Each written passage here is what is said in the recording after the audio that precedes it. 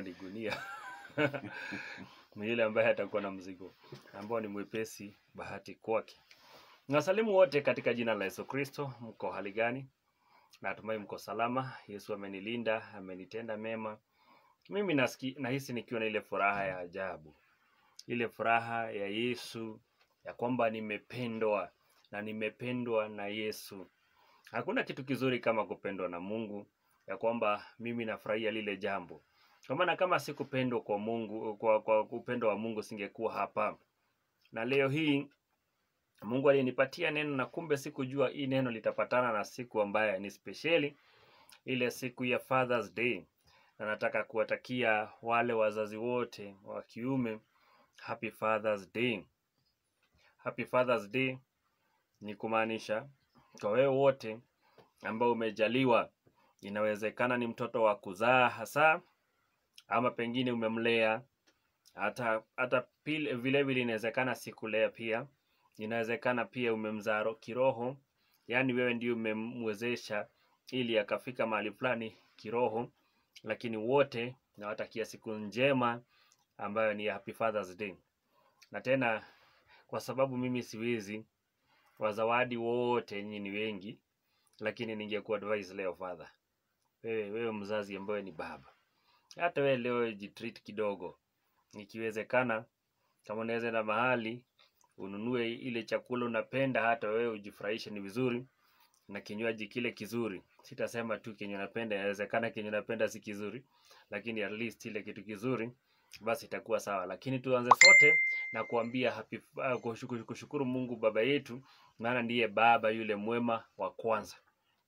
Hawa wengine wanafuata, lakini kwanza tunafaa kushukuru baba yetu aliye mbinguni, maana hakika ni mwema.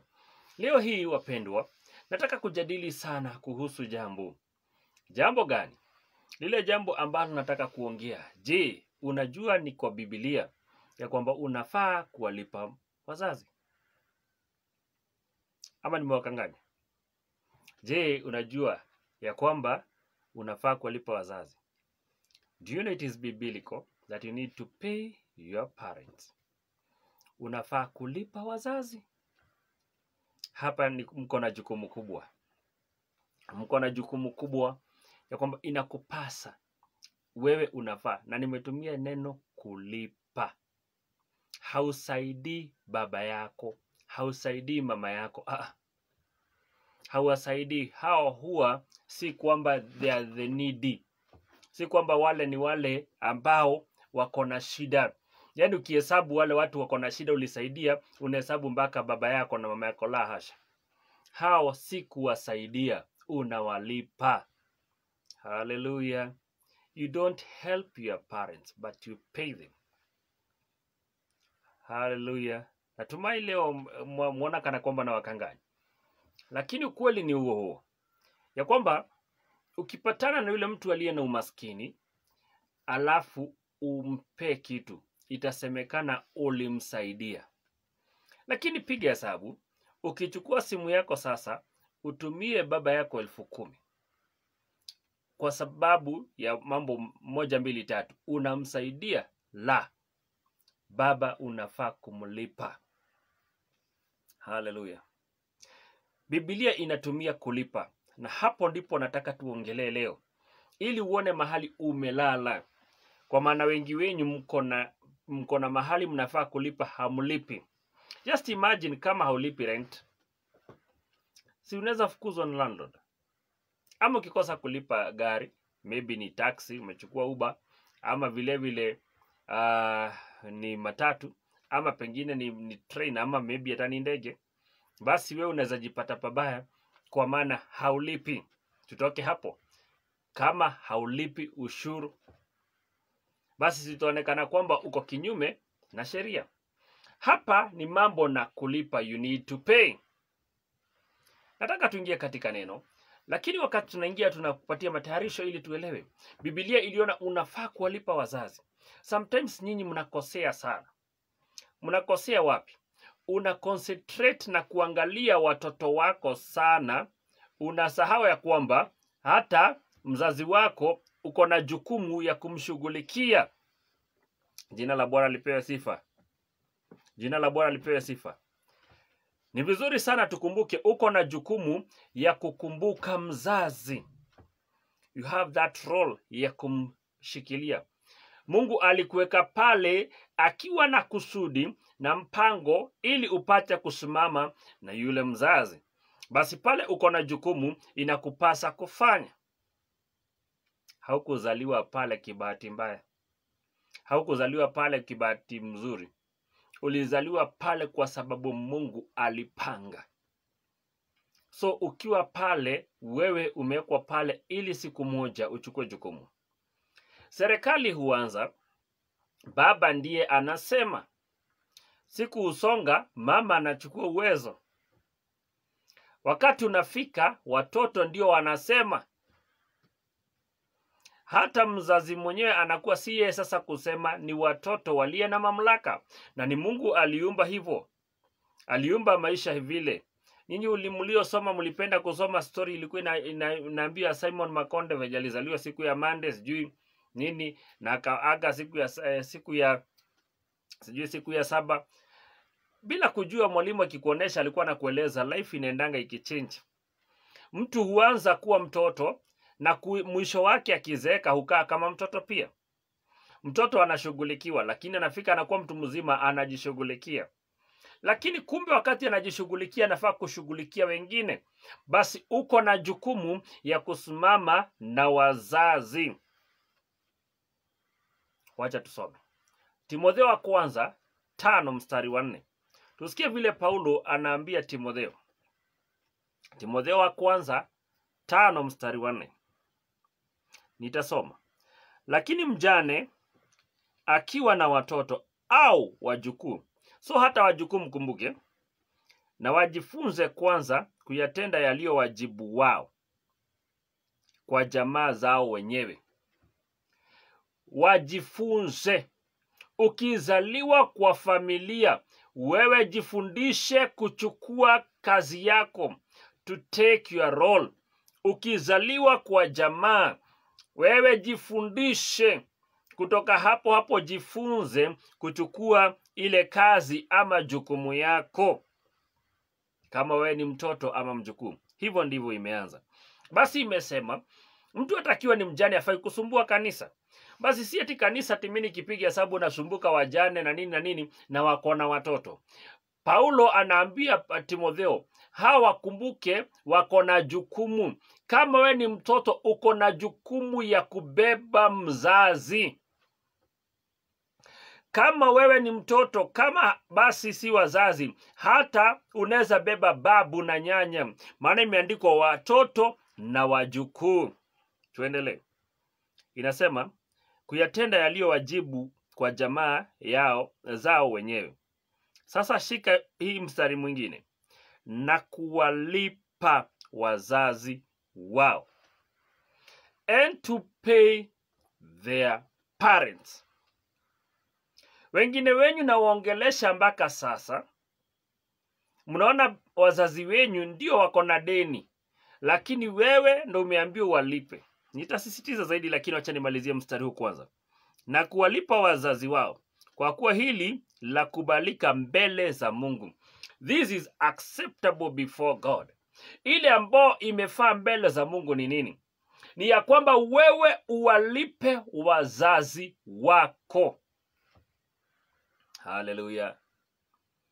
Lakini wengi wenyu mnaangalia vile utarithi mzazi wako.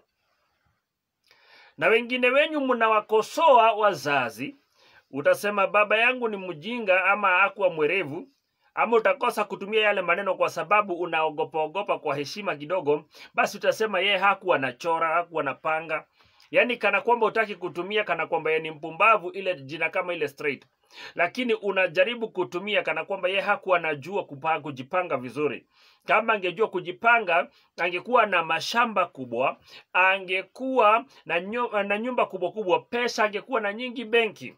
Lakini unasahau, wewe mwenyewe saa hii unanisikia, wewe umetumia mamilioni za pesa za baba yako.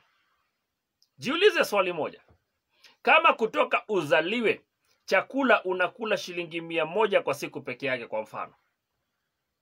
Hiyo ni kumaanisha kama unakula shilingi 100 kwa siku, basi ni 1000 ngapi kwa mwaka? Hiyo miaka uko nayo ni ngapi?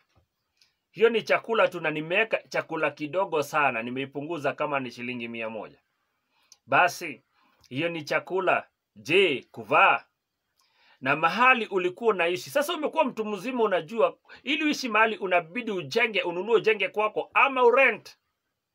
Basi piga hesabu pia, rent ongeza pale, tuipatie mingine 1. Ongezea mavazi mingine 1. Basi uko na 300. Basi ambazo kila siku, basi ongeza hitaji lingine pale. Ongeza ulijipaka mafuta.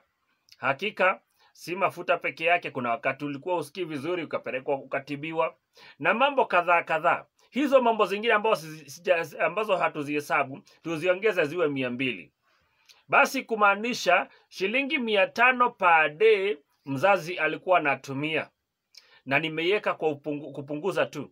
Hata ningeipandisha zaidi kwa maana masomo yalikuwa na gharama kubwa na mambo mengine. Shilingi 500 kwa siku kwa mwezi mzima ni shilingi 1015, na kuna miezi itapita kwa maana miezi zingine ni 31 days. Picture hivyo. Hiyo kama shilingi hiyo ukipiga hesabu kwa mwaka ni kumaanisha umepitisha shilingi 1100 na uko zaidi. Maana kwa miezi 10 peke yake uko na 150. Basi uko na 1200 na kitu kwa mwaka. Kama nimeweka kwa urahisi zile fedha ulitumia za mzazi. Sasa uko na miaka 20, uko na miaka 30, uko na miaka 40, uko na miaka 50, uko na miaka 60. Basi wewe mwenyewe umetumia fedha ngapi za huyo mzazi? Haleluya. Basi kama wewe mwenyewe hautaki kumsaidia, hizo alizotumia kwako mlipe. Anza kumlipa, jiandike loan.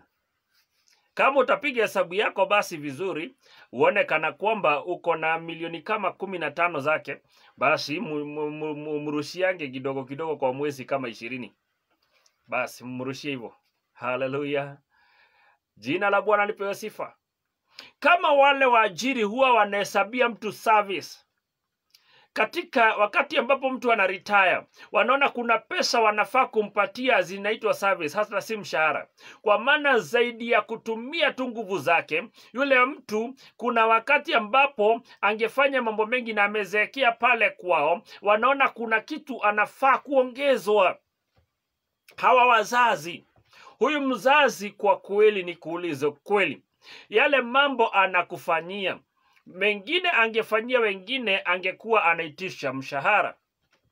Kama angeachiwa watoto awaangalie na mtu ameenda mahali tuseme ng'ambo ili akashughulike, basi angekuwa nalipo hiyo wakati alikuwa anawaangalia. Angepewa chakula ya hao watoto, kila kitu alitumia mpaka matibabu, na tena apewa mshahara kwa kuwaosha na hakika kuwavisha nguo, kuwapeleka skuli. Basi angekuwa anapata mali nyingi. Kama wewe tu ungekuwa umepeana hivyo, baba yako ameenda mbali, ama mfanyikazi wa nyumba akikuangalia wewe hakuwa analipwa, je, huyu ambaye alifanya si kwa sababu ya kwamba alifanya ni kana kwamba anagojea kulipwa, lakini akafanya kwa sababu Mungu amempatia kibarua, Mungu amempatia kazi akulee, wanafaa kulipwa. Biblia ikatumia kwamba watoto wawalipe wazazi wao. Najua nikihubiri hivi siwapendezi sana wengine wenyu, lakini kumbuka, unaweza dhamini watoto wako sana. Hawa watoto wako unaweza waona dhahabu, sikatai. Ukose kuona wazazi pia kama dhahabu.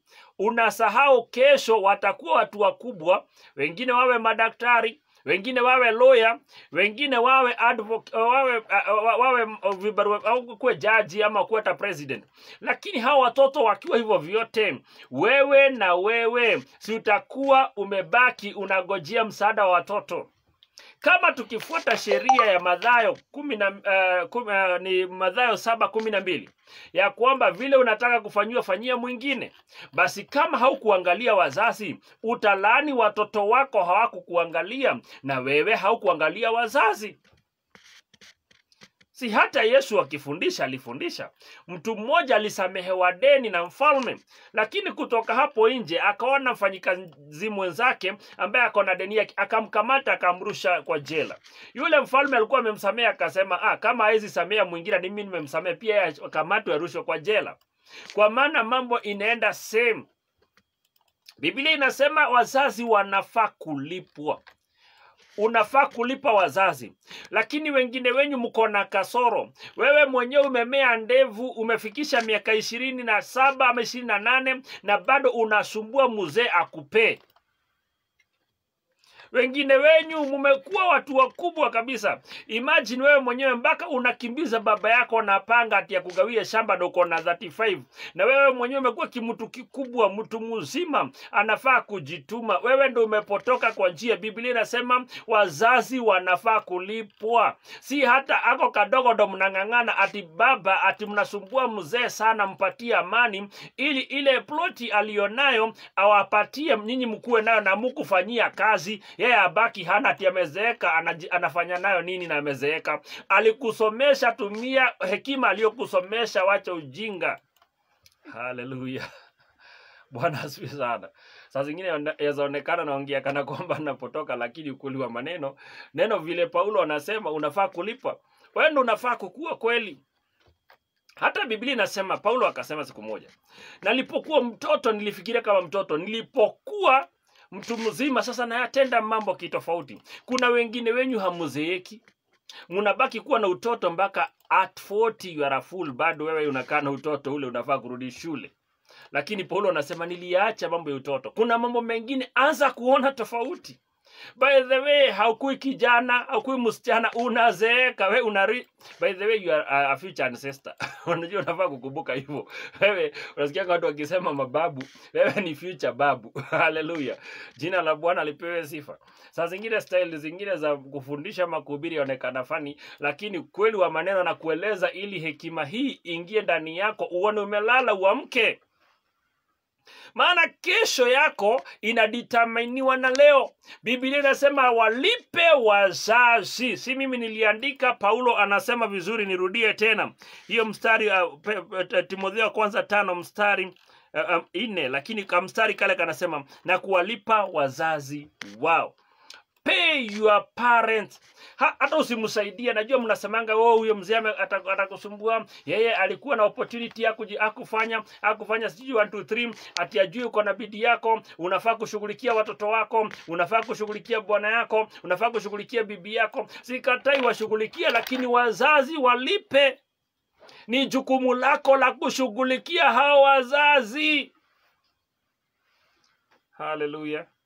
Ama mnasema wazazi wakizeeka wapatiwe mapasta waangalie. Ama mnasema serikali inafaa kuangalia wazee. Hata kwa nini nchi inafaa kukata pesa isaidie wazee? Na wewe uko wapi? Ama unasahau siku moja utazeeka? Ama unasahau wewe ndio next babu? Wewe ndio next grandmother?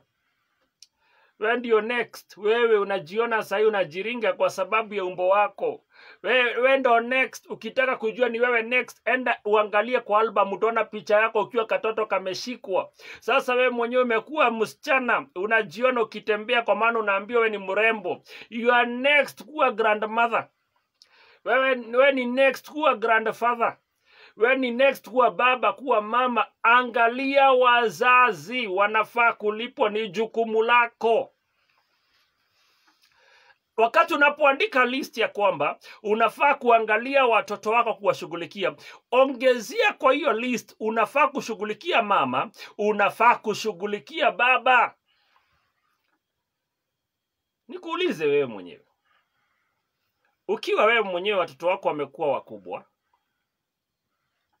hao watoto wakiwa wakubwa sasa, na wewe mwenyewe hiyo kazi unafanya, maybe sasa wewe ni you are a manager, wewe ndio CEO, unajiona hiyo wakati ambapo umeretire huwezi fanya. Pengine ni mkulima, nguvu zimeisha, huwezi fanya. Wewe mwenyewe utakuwa unatarajia nani ya kuangalie kama si ya watoto? Anza na kuangalia wazazi wako. Na wewe mtoto, kumbuka hata wewe siku moja utaingia katika ile nafasi ya baba ama ya mama. Waangalie kukosa kuwa lipa, kuwa shughulikia, shida ni kwako si kwao. Halo. Wengine hawako kesho yao. Kama wewe ambao ni mtu yangu, unasema kesho yako ama tunakwambia kesho yako. Lakini kuna watu wengine sasa wanaishi hiyo kesho. Hata vile wanafikiria ni vile ambavyo wakipumzika watenda mbinguni. Kwa maana sasa hivi miaka imesonga, hawafikiri kuoa ama kuolewa, hata wana ile hamu tena, miaka imesonga sana.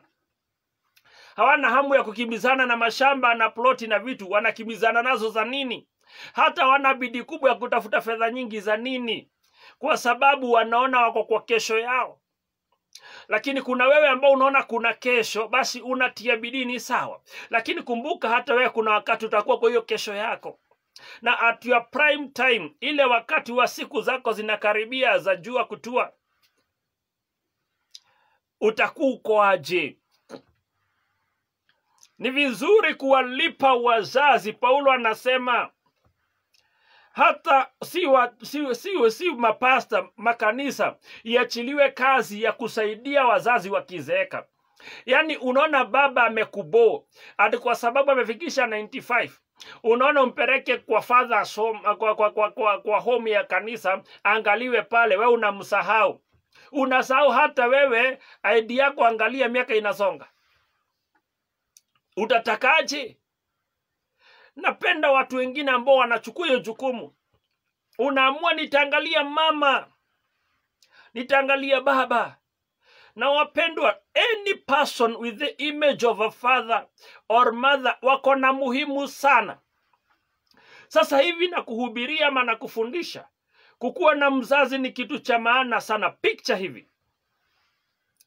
Wewe mwenyewe ukiwa ni msichana ambao haujulikani kuwa na wazazi, upate kijana atake kukuoa. Huyo kijana aseme nataka kufanya harusi rasmi. Wakisema wanataka kuja kwenyu walete mahari, waje kwenyu ili harusi iwe sawa, watapea nani? Watakuja kwa nani na una watu wengi? But kuwa na baba na mama inaonekana umetoka mahali. Halo. Wana umuhimu mkubwa sana. Wako na maana sana. Mzazi wako hata kama si alikuzaa kabisa. Kwa maana kuna uwezekano mama aliyekuzaa aliaga mapema, lakini huyo dada akachukua akakulea. Huyo anafaa kulipwa. Inawezekana hata baba yako si yule ambaye amekulea. Maana kwa sababu usizozielewa, hakika mama waliachana pengine na mwaka moja na miezi ama sijui ilikuwa wakati mgani.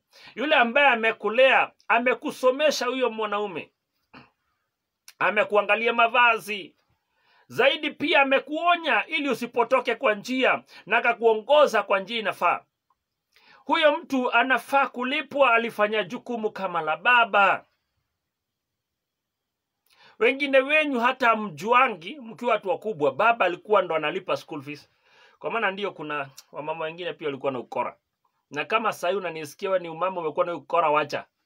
Kwa maana wengine wenyu mnatumia ukora sana. Unapatia mtoto pesa, unamwambia hata baba wasaidiangi ni wewe umempea.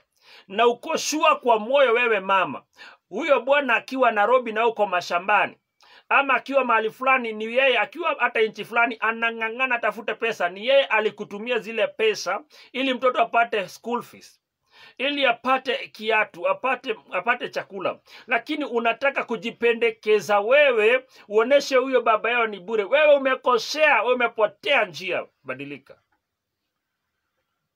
Mwazaona nikanahubiri na ubaya ama na ukali mwingi, lakini roho wa Bwana yu juu yangu. Na naongea vile kwa maana nina uchungu. Kwa maana nimeona wazazi wengine wanafanya mambo. Na mimi kwa sababu ya kiti nilichopewa ya kukuhutubia leo na kukuhudumia, basi mimi sipendelei yoyote. Hata kama wewe ni mama ambaye utaki wazazi wa baba onekane, unakosea. Unakosea. Unapewa pesa na mumeo, lakini hautaki kuoneshana baba anafanya kitu. Wewe unafanya aje? Unataka kuonesha aje? Wale watoto unalea wa vijana, unataka kuonesha wamama ndo wanafaa kushughulikia mahitaji. Huyo akioa, ukisikia msichana mwenye ameoa na kuletea kesi, utamchukua aje? Akikuletea kesi ya kwamba huyo bwana haprovide, na ni kwa sababu ulionesha huyo kijana wako ukimlea, baba yao hakuwa na provide, ni wewe. Basi atakiwa mtu mkubwa aoe, anagojea bibi ya provide, kwa sababu aliona hata mama ndo alikuwa na provide, si baba. Kumbuka, kusimama vizuri una impact mambo mazuri kwa watoto. Afadhali fedha kama zimetumwa na baba, nasema baba yenu amewatumia hizi. Hao watoto wanakomaa wakijua ya kwamba baba kuna mahali anafanya kazi. Baba ni kiungo cha maana sana kwa maisha. Ukitaka kujua baba ni wa muhimu, uliza ambaye hana baba. Uliza yule ambaye hana baba. Lakini wewe ambao umekuwa na baba, kumbuka utotoni, baba yako ukitembea naye kwa barabara amekushika mkono, hauko unaogopa. Wacha kuogopa, haungiangalia barabara, hata haujali. Akili yako ingiangalia kuna gari, kuna pikipiki, kuna baiskeli, kuna chochote, kwa maana uko na baba. Na tena ukitembea ulikuwa unaambia baba, nataka switi, nataka kitabu, nataka kitu fulani. Yeye mwenyewe asumbuke, kwa maana ni baba. Ulikuwa at peace. Angalia hiyo kazi ya huyo mzee. Mama pia. Maana mimi naongea mambo ya wazazi, hata kama leo ni Father's Day, sijakuja kusifu mababa, nimekuja kuangalia wazazi ambao Mungu amenipatia kazi leo. Mama pia ni kiungo cha muhimu sana. Mara ngapi huyo mama alikaa kwa nyumba anajituma, hata shule mikutano namuona ndio pale akisimama akutetee. Hata saa zingine nalia mbele ya mwalimu akimuomba tafadhali tu awapatie muda kidogo ili usome. Mara nyingine anaenda safari ndefu akikusumbukia. Mimi huwa nakumbuka, hata kama mama yangu ni marehemu, mambo mengine yananiuma sana. Hata wakati nilipoona mama yangu amegonjeka, anakaribia kufa, niliuliza Mungu maswali. Nikauliza Mungu, si ungeruhusu mama aishi hata miaka ambayo nitakuwa stable vizuri, nimwangalie. Nikikumbuka aliyofanya. Nakumbuka nikisoma wakati mwingine baba pia kazi yamefutwa. Baba anajaribu kwenda kutafuta tu tuone hata chakula cha kunywa. Lakini huyo mzee akitafuta hivyo hata hana kazi. Saa zingine hata inashindikana, maana ye hana kazi. Mama naye anaona nafukuzwe shule, anashindwa atafanya namna gani, mpaka anakimbia kule ambao ni kwa waheshimiwa, ili awasikize tu ama wanaweza tusaidia kulipa skuli. Hata wakati ule wetu hakukuwa na hizi mambo za basari, sijui ilikuwa ni nini mbaya. Anaenda mahali pale akijaribu kuomba tu ama anaweza saidika tu. Anaenda anamzungumzia mwalimu. Nakumbuka lile jambo, na nakumbuka haswa siku moja alikuwa pia wale ndugu zangu walionyuma, maana wengine wamezaliwa tu nikiwa nasoma. Mama alikuwa na ujauzito ule, bado anatembea safari ndefu, maana magari zimegoma. Lakini ameenda kwa mheshimiwa akipelekwa na mama wengine rafiki zake, ili waombe tu ama inaweza patikana kitu kidogo nisaidiwe nisome. Lile jambo linaishi mpaka leo, hata kama ameshapumzika lanisumbua. Wapendwa, leo hii nataka kusema nini? Ni vizuri sana hata wewe uangalie. Nikipiga hesabu baba vile alivyofanya, wakati ana shida inanisumbua na kosa amani. Kwa sababu huyo mzee alivyong'ang'ana, naona vile anasumbuka. Hata mara nyingine analala nje aking'ang'ana tu, ama anaweza pata pesa kidogo, maana kazi ambayo amepata tu ni ya usiku. Hata saa zingine inambeba 24 hours, hata 48 hours. Apate kitu ili kuwe na chakula. akibahatika mahali yako, anabeba kitu anatuletea kama zawadi. Yani kwa ufupi, mali na vitu alizotumia mzazi yule, kama hakika zinaweza ekwa pamoja alizotumia kwangu, najua huyo mzee anaweza kuwa tajiri mkubwa sana. Pengine ana sifa nchi hii yetu na mbali. Lakini alikosa kudhamini mengine, akadhamini mimi. Masomo yangu pengine angekuwa amemjengea nyumba kubwa zaidi. Lakini kujituma kwake. Mara nyingine walikuwa na ukali kwangu, nadhani wananichukia. Kumbe hao ndo wananiongoza kwa njia sawa. Wale wengine ambao wangetaka niangamie, wananionyesha niko sawa. Lakini wale wanakuwa na ukali wakinionyesha hapana. Basi kwa sababu ya uoga, najinyenyekeza, naacha na mambo mengine, kumbe inanisaidia. Mimi nilipokuwa mtu mzima nafurahia viboko nilizopigwa na mama na baba. Nalipokuwa mdogo, nalidhani kwamba wananichukia. Mimi nalidhani kwamba mama hanipendi. Nalidhani kana kwamba baba hanipendi, hanidhamini, kwa sababu ya kunikosoa. Lakini wakati ambapo nimekuwa mtu mzima, nakumbuka yale mambo ambao Mungu ameniondolea kwamba hayakunipata. Maana wengine ambao tulisoma nao, ambao hawakukosolewa kama mimi, wengine ni marehemu, walipigwa risasi wakiwa wanafanya wizi na uaji.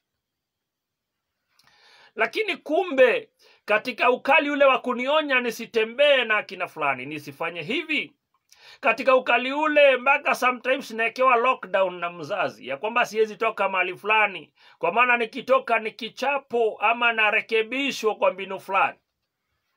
Ile jambo liliniwezesha. Mara nyingine hata nasukumwa nichukue kile ambacho wameweza. Mimi naona kana kwamba wanakosea, lakini kumbe wanaona jambo. Mimi natazama vile ambavyo wazazi hufanya. Biblia kinakili wanastahili kulipwa. Nikuulize wewe mwenyewe, ukitazama kutoka ulipokuwa mdogo mpaka ulipomaliza, tuseme form 4 kwa mfano, ni mara ngapi ulijinunulia nguo? Ninyi wa sasa ulijibaia diapers mara ngapi? Wale wa zamani zile napi, zile tutawele kidogo mlikuwa mnatumia, ulinunua ngapi? Halo? Wewe mwenyewe uligharimika nini mpaka hapo umefika? Lakini hao walijinyima, wakavali wewe kualiko wenyewe. Wakajinyima. Mara ngapi chakula kipungua, mama anachukua kana kwamba hana njaa sana ili wewe ule. Lakini sikumaanisha hana njaa, ndani yake anaugua. Mara ngapi baba hakula hata lunch, hakushiriki lunch kwa sababu fedha ni kidogo. Nakumbuka kuna mzee mmoja, siku moja aliniambia jambo ikaniuma. Huyo mzee alikuwa ametafuta kazi. Akatafuta kazi mchana, ikafika mwisho, akaona usiku imefika, hajapata chochote. Akawa anashindwa anaenda kwa nyumba kufanya nini. Lakini muda wa saa 2 hivi akitembea, akaona chini shilingi 200. Akafurahi, akashukuru. Kuenda mahali ambapo kuna gari za kuenda kwake, akasikia zinaitisha shilingi 70. Akaona zile pesa akitoa 70 atabaki na 130. Akakumbuka watu wake hawakuwa na kitu kutoka asubuhi, watoto na mke. Akashindwa sasa akitoa 70 pale itakuwa namna gani. Akaamua atembee mahali pa kilomita kama 16 hivi. Atembee ili afikie kwa nyumba akiwa na ile 200, pengine wanaweza pata chakula. Alipofika akapata mke, naye mke amekuwa na pressure na stress, maana watoto hawajapata chakula kutoka asubuhi. Na tena mumewe amechelewa sana. Imefika mpaka saa 2 hivi, saa 4 hivi. Basi yule mke naye kupata mume anafika saa 4 na kitu, akaanza kelele kutoka kwa mlango. Wakati mume amefika kwa mlango, akaanza kelele. Yule mume kwa sababu hataki mambo mengi, akampatia zile fedha. Yule mke akaongeza kelele, akimuuliza hii ni pesa za aina gani hizi? Sasa hii imekuja hata kumechelewa, duka fungwa, na hii pesa ni ngapi? Itaweza kutoshea mahitaji yote yenye iko? Tazama watoto ni 4, nini na nini, mambo mengi. Yule mume alimwangalia mke, akanyamaza. Yule mume hakumjibu chochote, akaenda akalala. Mimi sijui ni nini ilinishika asubuhi ile, nikasikia nikihimizwa na Mungu nitembelee ile familia asubuhi. Maana alikuwa rafiki yangu. Nilipofika pale asubuhi ile, nikaitana, nikasikia mzee ako kwa kitanda. Basi yule mzee kumuongelesha, akaniongelesha akiwa kwa kitanda. Akanijibu hivi, akaniambia, mtu wa Mungu, mimi nasikia niende mahali nisipojua naenda wapi. Nikamuuliza, ndugu yangu, kwa nini imefika hapo? Sasa ndipo alinielezea vile ilifanyika siku iliyokuwa imepita. Basi aliponielezea mke wake ako nje anaandaa uji pale. Aliposikia mke wake alikuja akilia, akasema mimi hakuniambia hivi. Hizo ndo shida alizopitia. Hakunieleza. Nikamuuliza, ulimpatia nafasi akuelezee ama wewe ulimhukumu tu? Hapo nikaona vile baba hupitia changamoto. Huyo mtu hakuwa ameshiriki chakula ama nini hata kutoka asubuhi, hata yeye mwenyewe. Na bado anatafuta kazi, hakupata mchana wote. Alibahatika kuokota 200 saa 2 ya usiku. Akanyosha mguu mtu mwenye hajakula kilomita 16 hivi. Hallelujah. Nasema nini wapendwa? Sometimes wazazi wanapitia mambo mazito na makubwa. Wanapitia changamoto nyingi. Biblia mpaka Paulo anaambia Timotheo, mambo mengine si wazazi ambao waachiliwe kanisa, hata hao watoto wanafaa kujukumika. Wewe ndiye mjukuu wa hiyo familia. Wewe ndiye mtoto, you need to stand. Unafaa kufanya kitendo. Hii ni Bible. Hii ni neno la Mungu. Unafaa kusimama ushughulike. Na tena nilisema msiwe na ujinga fulani ati umekuwa mtu mkubwa na bado unakaa hapo. Sasa mzee amezeeka, mama amezeeka, nawe bado unashinda ukimsumbua hapo nisaidie na kitu. Wewe toka ufanye kazi kama watu wengine. Kama hata utasema kuna kazi, enda waze biashara. Na ukisema una capital, kuna lingana ni biashara gani? Kuna biashara capital yake ni 100. Kuna biashara nyingine capital yake ni 500. Kuna biashara nyingine capital yake ni 200,000, hata nyingine ni 10,000,000, hata milioni. Kuna lingana. Wewe ukigojea kuanza biashara kubwa, wewe ndo unakosea. Hata Biblia inasema umeaminika kwa kidogo, ongezewa nyingi. Waacha kudharau hiyo kidogo, anza hiyo kidogo. Kuna biashara zingine tu unaweza omba mtu hapo jirani, umwambie nimefikiria kufanya biashara fulani, akisikia ni ya 200 akwambie shika uanze. Halo? Na upate imekupatia 100 yako 2. Nasema nini wapendwa? Unafaa kuamka. Unafaa kujituma, ukumbuke jukumu ni kwako sasa. Wazazi wako hawakui vijana na wasichana, wanazeeka, na vile wanazeeka ni kumaanisha wanahitaji mkono wako washikilie. Basi ni jukumu lako uanze kuchukua ile jukumu kuwashughulikia. Si wakati walikuwa na nguvu walikushughulikia, sasa nguvu hawana, unagojea. Wewe ndio uko na kasoro. Jiangalie vizuri. Jiangalie vizuri. Toka bwana. Toka ujitume ufanye kazi. Halo. Halo. Ni jukumu lako kuwashughulikia. Imagine unakaa chini, wewe msichana mkubwa, umefikisha miaka yako 30, yani unakaa chini umtawale mama yako akupikie. Unaona ni kama uko sawa? Hallelujah. Jina la Bwana lipewe sifa. Lakini wewe unafaa kumlipa mzazi kwa kufanya mambo. Mambo mengine ni jukumu lako kulipa. Halo. Na hapa nitaongea muone ni kama kujitetea. Kuna wazazi wengine wa muhimu pia sana hatujui. Nao ni wagani?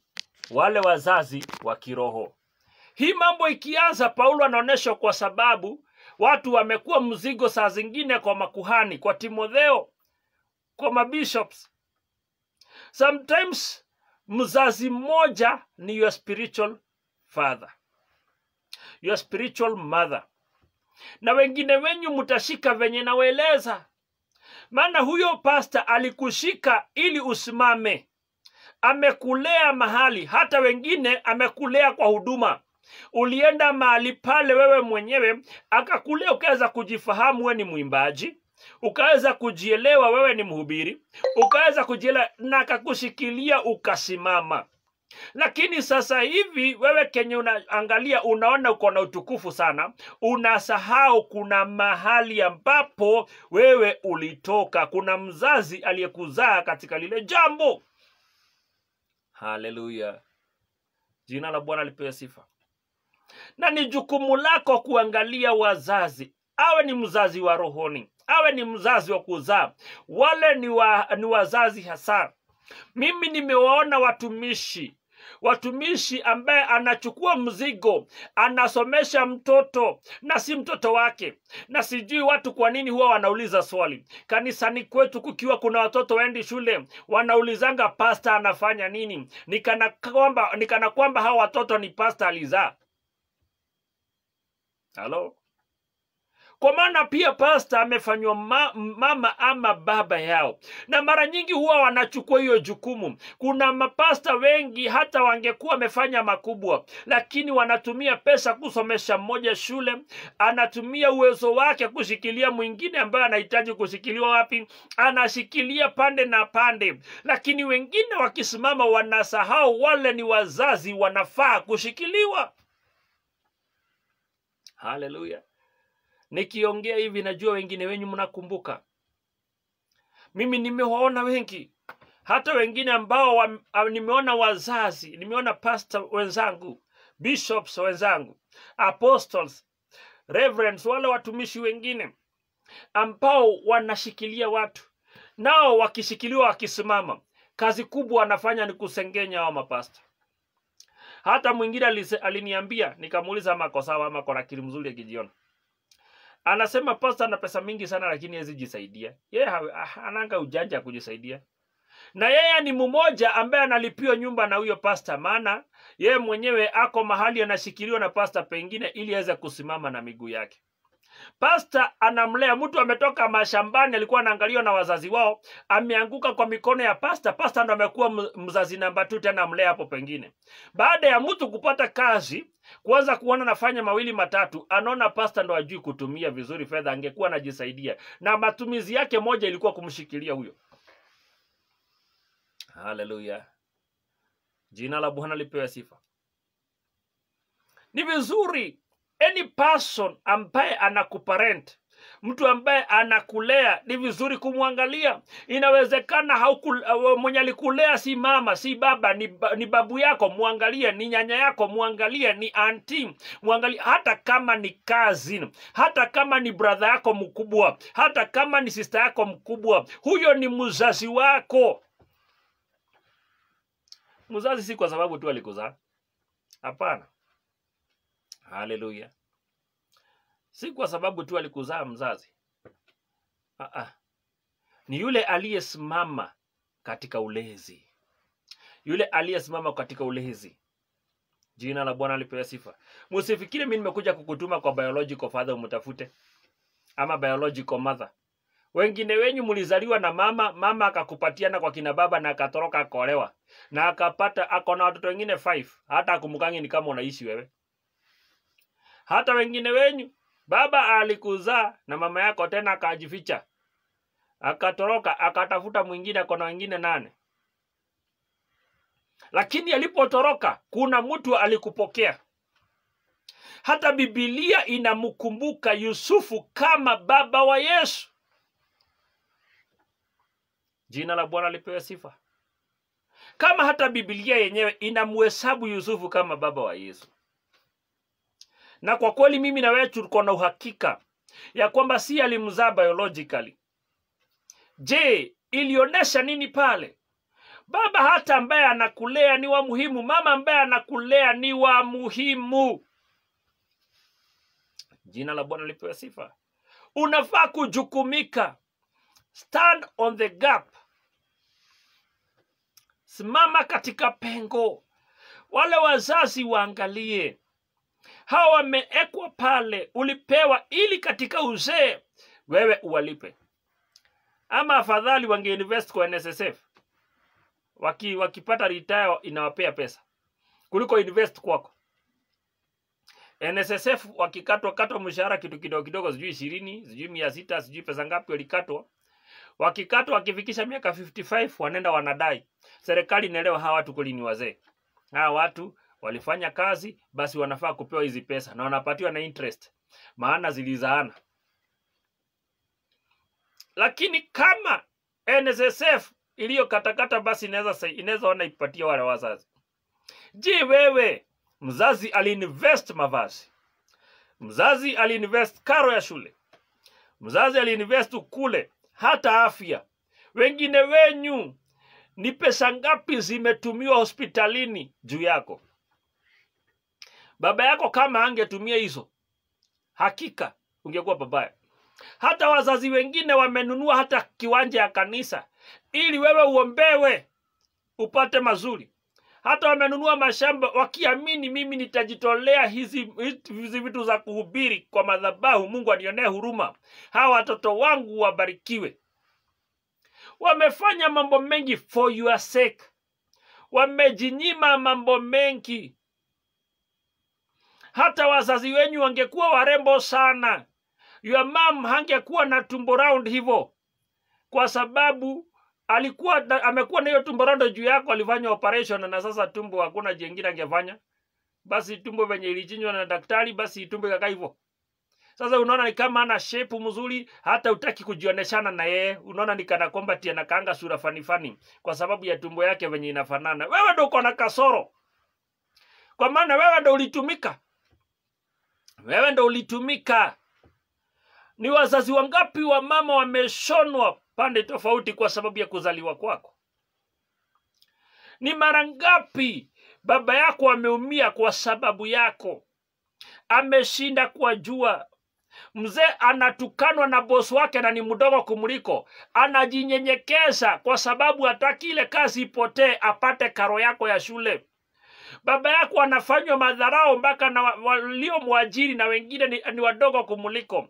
Hata wanamchukua hivi hivi, naye hata anajinyenyekeza for your own sake. Biblia inasema wanafaa kulipwa. Wanafaa kulipwa. Wewe angalia watoto wako unawalea. Nikuulize swali. Nikikaribia kutamatisha. Nikuulize swali hii mpendwa. Hao watoto wako unaweza taka wasimame nawe? Tu. Ukiwaangalia, unawaangalianga juu unaona kesho wanaweza kushikilia. Basi kama ni hivyo, wewe unawaangalianga wazazi wako? Lastly kubaia ama kununulia mzazi wako kitu ilikuwa siku gani? Tuseme hata kama ni nguo. Enda uangalie hata baba yako ako na kiatu iko namna gani. Kuna harusi nimeona ama masherehe nimeona zikitengenezwa, wazazi wanatoka na nguo mpaka mtu anaibika. Kwa sababu when last wewe ndio uliangalia. Na sasa hiyo mtu ameenda pale, yeye na watoto wake wana gari kubwa za kutisha.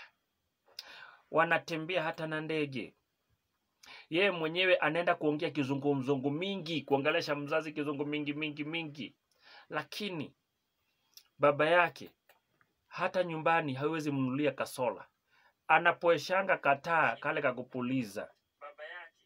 Wewe mwenyewe inakupasa uangalie mpendwa. Mimi lile jambo linaniweka uchungu kuuliza. Wewe mwenyewe jua ni mtoto, kesho yako unaona aje? Sitaongea sana. Lakini nimekupa swali.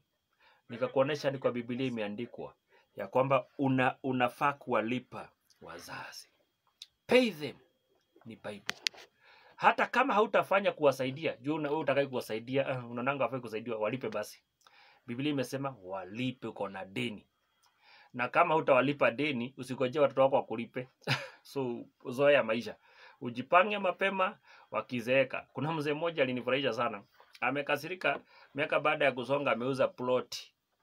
Ameuza ploti kama milioni mingi, nadhania ni kama 8 or more. Huyo mzee baada ya kuuza ploti, watoto wanagojea wagawiwe, anakataa. Aligawia kitu kidogo sana. Hata maybe mwenye alipewa mingi ni milioni 1. Hizo zingine mzee akakaa nazo.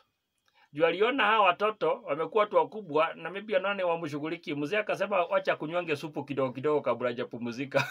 Atakuwa nakula nyama akipumzia kidogo mpaka ngoje siku yake. Kwa maana watoto wameona hawamsaidiagi. Akajua sasa mimi sifanyi. Akajua ataziweka kwa account tu. Mzee akikaa akiona kashida kidogo anatoa 5. Anakula pole. Mungu na wabariki sana. Mungu wabariki sana, nazidi kwa raje. Lakini mkumbuke wazazi muangalie. Kwa sababu unajua watu wengi wazazi wanatembea na kiatu imeinama. Mtu anasema hata kinunulie baba yangu suti, anaendaga nayo kwa shamba. Wacha ende nayo alime nayo. Ndio. Wacha alime nayo hiyo at least isemekana kuna mzee. Unasema ni wamama wangapi wameshonwa sababu yako. Alafu unaanza kumhangaisha hapo. Na hiyo uchungu yote alipitia. Kama wewe ni mama, baba yako ameendesha baiskeli miaka mingi sana sababu yako. Na wewe mwenyewe unaanza kumwambia portion yangu iko wapi? Wewe mwenyewe unaenda kumgombanisha, kubutisha shamba. Na ameishi kuendesha baiskeli. Ameishi kufanya hizo mambo zote juu yako. Wewe umempatia nini? Si unyenyekee. Hata siku biashara mtu anakanga capital ndo avune. Wewe umeweka gani kwa mzee ndo uvune hiyo Kwa nini usinunue kama baba yako? Kwa nini na mama yako vile wamengangana? Na hapo kwanza umesema, kwa nini wewe usinunue? Hao walinunua. Wewe kwa nini usinunue? Tumishi umenifurahisha unasema shame on you. Hiyo ni kweli. Kwa sababu hao watu hawana haya bwana. Hao watu wengine hata Father's Day hawezi ambia babake Happy Father's Day. Hata wengine wanamchukulia mzazi panga. Akitisha mzazi panga yeye mwenyewe. Na anamutisha kwa sababu ya shamba, na hiyo shamba si yake. Na si eti alikuwa amenunulia baba. Na mzazi sio lazima akupatie. Na hata mzazi akiamua auze kama mwenye nimekuambia, atobomoke kidogo. Ako tu sawa, ni yake. Mali ni yake. Mali ni yake. Ni vizuri angalieni wazazi wenu. Nasema vizuri. Hata hizo Mungu awabariki sana.